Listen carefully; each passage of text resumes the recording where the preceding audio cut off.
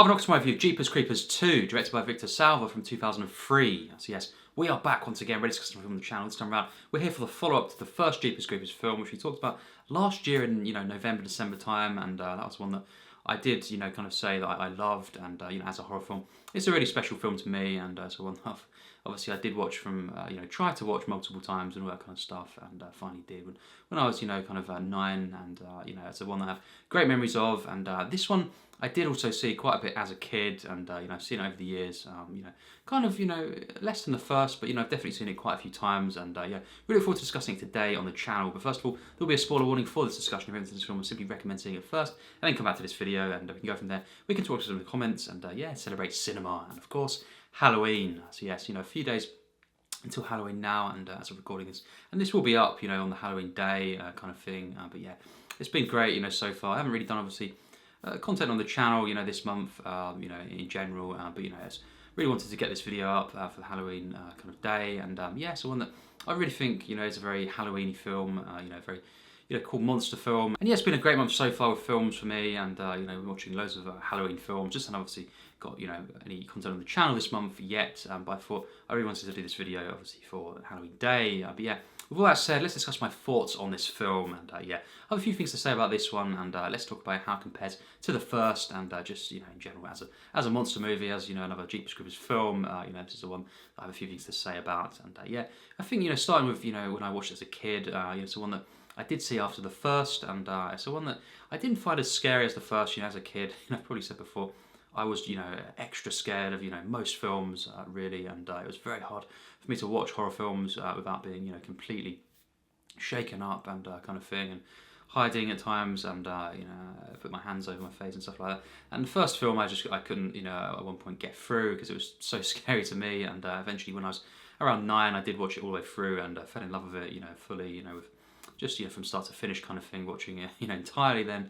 And I did see, this film after that, so I didn't have any issues kind of watching the film all the way through, and I just didn't find it as scary. It's not, a film that, is very, in a sense, it's very different to the first film. The opening scene, you could say is very similar at times to the first, with the use of tension and the slow, kind of build of, horror there, and the reveal. But I think in general, this film is just, there's way more characters in it. It's one location a lot of the film, and on the bus, of course, this basketball team, you've got the coaches, you've got the cheerleaders there. But yeah, it's really interesting at first where we have, these three kind of more, kind of seasoned adults in that sense. You've got these younger adults, kind of in the bus, and the three kind of ones that should be looking after them in that sense.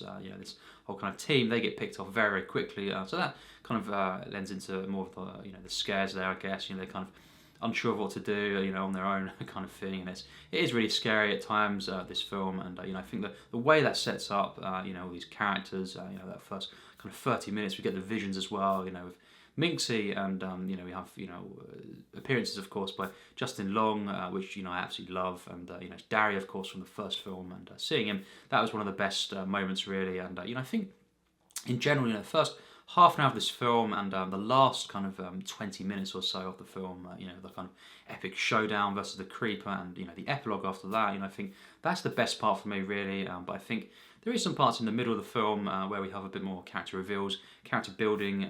Scotty as well. He's definitely a character who is not necessarily kind of likable or anything like that, or who's someone who isn't that nice of a guy. To different characters in the film, but I think he is really interesting, and I think is a character who is fascinating to follow. And I think in the middle of the film, a lot more is revealed about for example, Scotty, and some of the characters for me, throughout the film, some of the basketball team are not great. They're kind of just there, and there is a charm to it though throughout. I think the way it's put together, and just the dialogue in this, and I think the acting to it. Even though some of the characters are very thin in that sense, and not really given much to do, just kind of picked off. They're all in their own way kind of enjoyable, and it's got an overall charm to it, camaraderie, and the tension between them all. I think it was well done. But yeah, even though there are some kind of throwaway characters in the film, I think there are some highlights in terms of the characters. Obviously, we've got Ray Wise playing Jack Taggart Sr. at the beginning of the film. We kind of open up with his family and his two sons. Obviously, Billy is the one that is taken by the creeper, obviously, and we have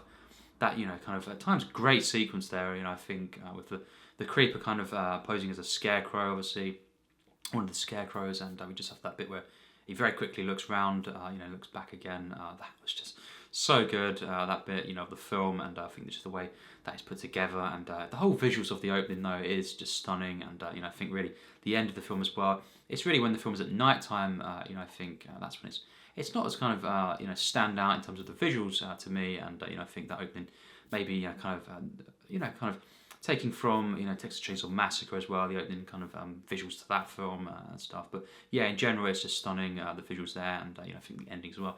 At night time, it's definitely well shot, but it's not kind of in comparison to those parts of the film that I've mentioned. And I think in general, though, that kind of opening sequence is just way more kind of tense, and it's definitely one of the highlights of the film. And seeing obviously Billy taken, it's really shocking, that part there, and obviously it sets up that kind of act of revenge, with Ray Wise, he is just hell-bent, his character of Jack Taggart, of kind of taking down the Creeper. And obviously you've got Luke Edwards playing Jack Taggart Jr., and he's of course with him along for the ride in that sense. They're both teaming up to take down the Creeper, and cutting back to them obviously throughout the film, while we've got all these kind of people on the bus stranded in that sense, with the Creeper attacking them. But yeah, I think in general it would have been even better, the film, if it had followed Ray Wise's character, and kind of a bit more in the film, and a bit more of a focus on him, and instead of just mainly focusing at times on these characters on the bus kind of thing.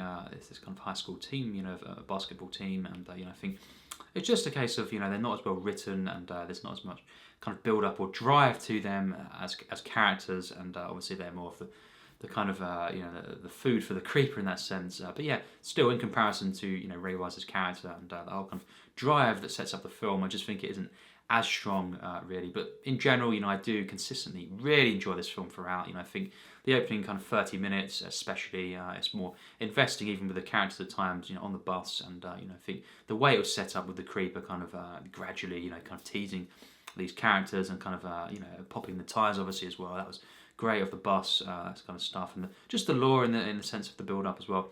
Justin Long, the visions that Minxie has, and as well the first appearance of the Creeper in this film, and seeing him kind of upside down as well. When he kind of reveals his full face to the kind of the characters there, kind of upside down. His eyes, the makeup to this film, I think in this one he's even more scary than the first film, and obviously Jonathan Breck once again playing the Creeper in this one, and he's just so great in this. The Creeper himself, is just, or the Creeper itself, is really so scary in this film, and I think it's more shiny, and kind of it looks more wet, and I think it's just kind of you could say more scary, definitely more scary looking. It's not as affecting or scary in the way it's kind of made and edited as the first film, absolutely not, and the way he kind of chases the characters down in that one. But I think his actual the visuals to the film, and just the whole kind of way in which Jonathan Breck plays the Creeper in this one, it is even more kind of scary to look at, and I think as well. On a side note, I think it's one of the scariest kind of DVD menus of this film, where you have the Creeper on the menu kind of interacting when you go through the different things, play movie, scene selection, all this kind of stuff. It's definitely one of the scariest, and obviously using the Creeper there, it's something else. But yeah, I think in general in this film, it is a really scary one, at times, and I think we have more of an action heavy though, kind of final act. It's not the kind of at all the same kind of film as the first film. Even though the first did amp up the action in the final act, it's still, this is way more kind of out there with the action, and massive set pieces, obviously with the kind of harpoon gun. I think the way that's built up as well, the way that kind of Jack Taggart kind of builds this harpoon gun, and he kind of makes it his own, makes it from his own kind of parts and stuff, and obviously blades, from the Creeper, the weapons there, I think that was really, really cool and creative, and I think, just the build up, the way that's shot, everything with the, on the farm there, and the way that's kind of built up with obviously Ray Wise, just seeing his eyes obviously as well, kind of in frame there, really, extreme close-ups at times. I thought that was so well done, and just, really well edited there, and I think the acting, from Ray Wise especially, is great there, and I think it's a bit of a shame how we have Luke Edwards, his character of Jack Taggart Jr. Not really as much of he's there throughout the rest of the film, with Ray Wise obviously, but I think the character just wasn't really given much to say after that first kind of prologue. Obviously, I think he has a lot more to say there, and he's more of a character then he's kind of just along for the ride, kind of thing, and he doesn't really say much in that sense. And that could have been okay, to do that, but I just think I would have liked more from him, and Ray Wise together, more of a kind of father-son thing going on there. Just a bit more dialogue given to Luke Edwards in that sense, and then it would have been, I think it would have elevated the film in that sense as well. But generally, yeah, I think the way this film kind of plays on the first one, and, it does give a bit more lore, in a sense, but nothing really that we've not kind of learned from the first film, or had inferred to us. Is not really something that kind of gives extra information, really, but it's the one that kind of follows on a bit, from that. We do have the great kind of moments as well at first, on the radio, and hearing about obviously Poho and all that kind of stuff there. The kind of the police are kind of saying obviously on the radio that it seems to be linked to what happened in the first film and all this. And it's really just cool the way that's done, very subtle, and giving a bit more kind of info on what happened with the church there. And again, it's still not really anything new in that sense, but it's you're kind of building on it a bit, the first film, and obviously the whole kind of the law of the creeper, the whole kind of every 23 years, for 23 days it gets to eat, that kind of thing. That whole kind of idea, it's kind of it's following on. It's not really giving too much more information, which is it's good in a sense, because it's more kind of left up to you to kind of wonder about. And obviously this is set 3 days after the first film, the events of that. And it's a film that it does kind of is a very satisfying film in the sense of with the creeper and some of the things that happen with him. But I think mainly it doesn't really give anything too much new from the first film, and it's kind of just another film in that universe, and kind of hints as well. I think, and just seeing Justin Long in the film,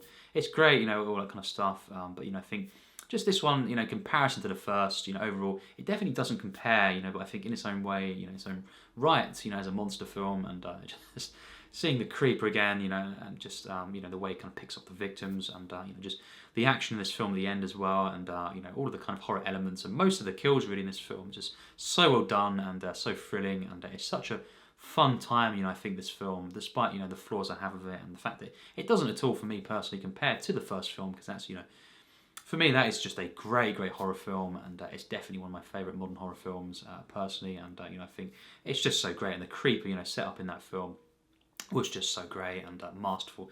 At times, the creeper in that one, and I think in this film, it's cool. We see more of his body, and kind of more revealed to us. He's more kind of fully, shown, and all that kind of stuff.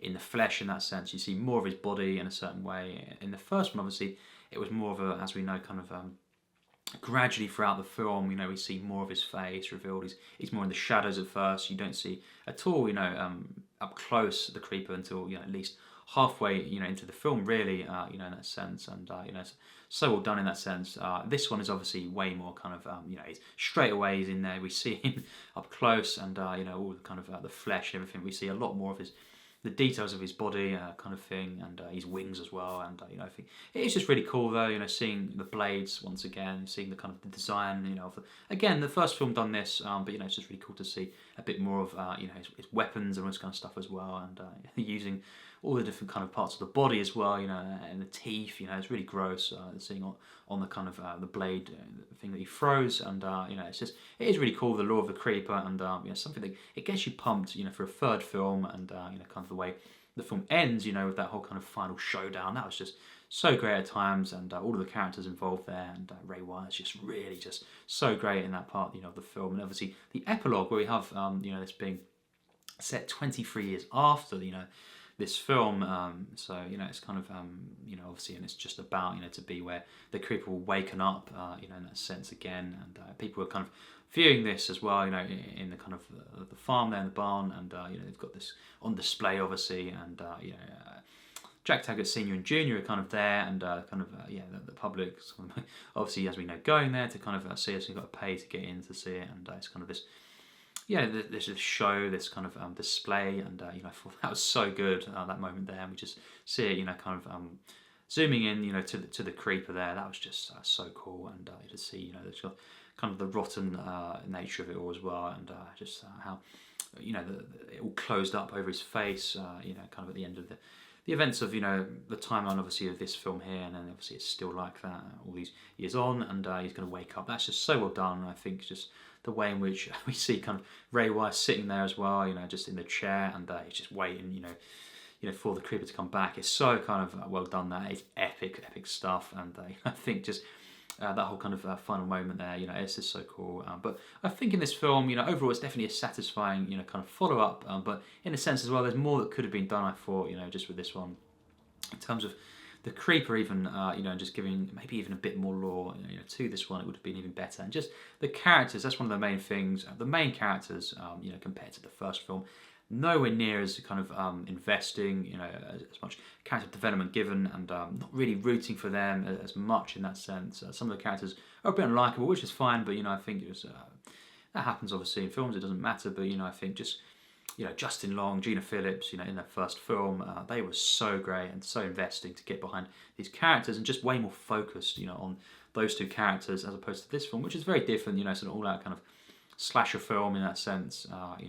It's obviously more one location, on the bus, them getting picked off, trapped, in this bus. It's a really scary idea, and for the most part, it's executed really well. But I just don't think it's got that sense of dread and terror, and the amazing build up, of that first film, and really until the last kind of 15 minutes of the first, it is so great, and I think even then, the final act is still really good and stuff. But this one, it falters a bit in the middle, and it just never really reaches that height, the heights of the first film, in any sense really. Having said that though, in itself, in its own right, I do really enjoy this film consistently, I think, and some of the performances are really good. Eric Nenninger obviously as Scotty, I think he was really good in the film, and I like the way that at first he doesn't really talk, to other characters. There's a really good build up to his character, and a bit of mystery there, and he's not, the most likable of characters, and kind of stuff, like the way he acts to different people in the film, and he doesn't, get a redemption act at all, in the film, and just kind of he is, kind of, not nice at all to other characters throughout the film, and that's it, and he just kind of dies, and I think his death, in the film with the tree, and the way he's got the knife stuck in, and other characters, he's treated not, well in the film, and kind of coming to help him as well, I think that was, kind of a bit where I was just thinking that's a really strange, just there, kind of, and at the last minute he's like, I'm sorry and stuff, but it wasn't obviously, the way he doesn't really get a full redemption act at all, and he just kind of, it seems like he says that because he's scared. He wants them to kind of get them out, him out of the tree before he gets taken away, kind of thing. And that's him. Goes off, and everyone's obviously, kind of shocked by that and upset, kind of thing. But that's it. And I would have liked him to be, in the final act, and maybe make it out, or at least do something bigger in the film, as a kind of a sacrifice, all this kind of stuff. A typical horror trope. I would have liked to have seen a bit more, maybe that happen in the final act. But just goes off like that after really kind of the main character, of the the high school, kind of team in that sense. But so it's a bit strange that, and a bit kind of underutilized at different things in the film. But it is a really really fun film. I think the stuff with the creeper, the showdown at the end, and just the way it kind of picks off the characters in this, it's just so good, and it's so enjoyable as a monster film, and just the opening and the epilogue, and just the whole final act though, it is just so epic, and in that sense, even though it has got flaws, this one, and it's not anywhere near as good as the first film for me, I do really really enjoy this film, and I would definitely give this a a really solid rating, and I think the visuals, the score to the film, and just the effects to this, are absolutely stunning, and I think once again, you've got that kind of that great editing and the visuals, and at times, and I think the way the film is built up, is really really good. Definitely falters at times in the middle. It could have been a shorter film by 10 minutes kind of thing. It didn't need to go on, I think, as long. In the actual bus, it definitely was.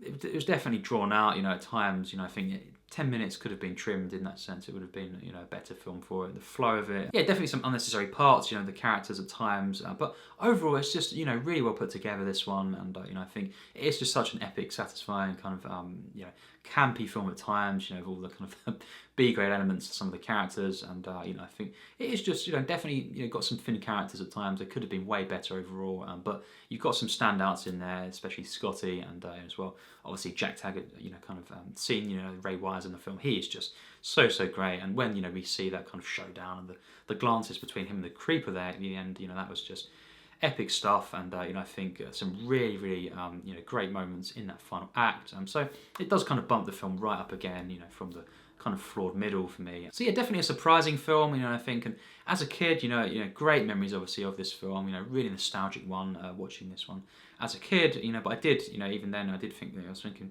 first time I saw it. It's very very different to the first film, and it's a completely different approach at times, and I was thinking, this very strange how it kind of went in this direction at times, from the first film, and this is the second film, the follow up to the first, in that sense, is sometimes a bit strange to think on, and how different it is, and how kind of how things go down in this film with the creeper, but it is just definitely a very worthy sequel to the first, and I think it's got some really great moments in this one, and the visuals, it's just at times absolutely stunning, and some of the characters are really enjoyable. It's overall, a campy, fun film, and as a monster film, as seeing the creeper again, and everything that happens with him, and the whole kind of the harpoon against the creeper at the end, that is just epic stuff. Some of this is so well done, and just the acting, especially from Ray Wise and Jonathan Breck in this film, it really is something else. And I think definitely my favourite character was Jack Taggart, Senior, and seeing how he gets his revenge in that sense. It was just so cool, and I think just the epilogue as well is really really amazing. So yeah, definitely a good film, and there's some parts that it takes the film down, in the middle of the film, and things that could have definitely been better. But I've always enjoyed this film quite a bit, and while it's not as good as the first film for me, because that's such a great horror film, I think this is a really fun horror film, and definitely a worthy sequel to the first at times, and what they're doing with the kind of following on from the first, and seeing the creeper again. Jonathan Breck is amazing in this. The effects, and just the whole kind of epic nature of this one, definitely a really really fun film, and overall a film that I really really like. And so overall my rating for this film is a 76%, so definitely a high score from me, as I've said, and not, as I said, kind of compared to the first film, but it's definitely in its own right. This is a really, really solid, kind of an enjoyable, kind of an insane, kind of monster movie, and I just love the creeper obviously as a character, and as a kind of villain, monster movie character, and I think just seeing him again in this film, what they're doing with him, in this film, the effects, and just the way he kind of picks off the characters, the way he's kind of going, flying through, kind of chasing different characters. In this one, it's really full on, and I think for that, it's just really, I love this film in that sense, and as I say, definitely some other things to appreciate, with the characters, just things could have been better overall in this film, and definitely could have been, even better, more kind of investing with the characters, and with the writing, and just some elements of the film a bit strange, kind of thing, the way this film goes, but overall it's a fun film, really really fun stuff, and really epic in places, and I think definitely some scary moments for sure, and the creeper in this is terrifying. He is just so scary in this film, and just really epic moments, just seeing as well the part where the wings extend, on the bus, the roof of the bus, that was so cool, and funnily as well, whenever I saw this, on TV, I recorded it onto VHS, as a kid, the adverts break and they kind of show a part of the film, in slow motion. It would be that part with the wings extending. That was just really cool, nostalgic to me, and something I did really enjoy about watching things on TV back then. Kind of different channels where they would show kind of a part of the film, a slight few seconds slow motion, and it would be really good, really epic, kind of as we go back and forth between the film. So that was really cool. But yeah, just an epic moment as well, and a really epic film overall, and definitely a really fun, warm, and charming, and really just thrilling film to see. So yeah, that's my thoughts on this film. What do you think on this film? We've got in the comments your thoughts on this. How does it compare for you to the first film in the franchise? And yeah, let's celebrate all this down below. Of course, in the comments, we'll talk about horror films, obviously, for the kind of Halloween season, and today, obviously, going to be, when I upload this, it's going to be Halloween, and yeah, it's going to be cool to discuss this film, and yeah, let's kind of talk all this down below in the comments, and celebrate cinema, and celebrate Halloween. So yes, as always, take care, and thanks for watching.